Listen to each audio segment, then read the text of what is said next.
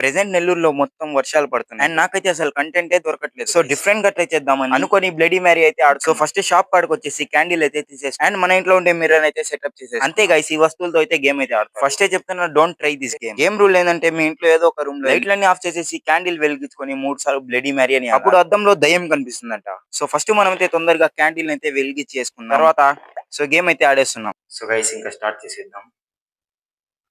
Bloody marry, bloody marry,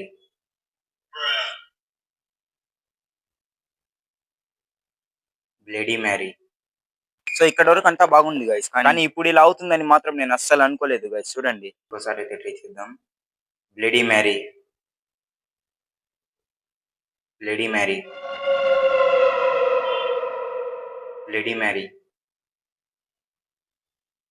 bloody guys.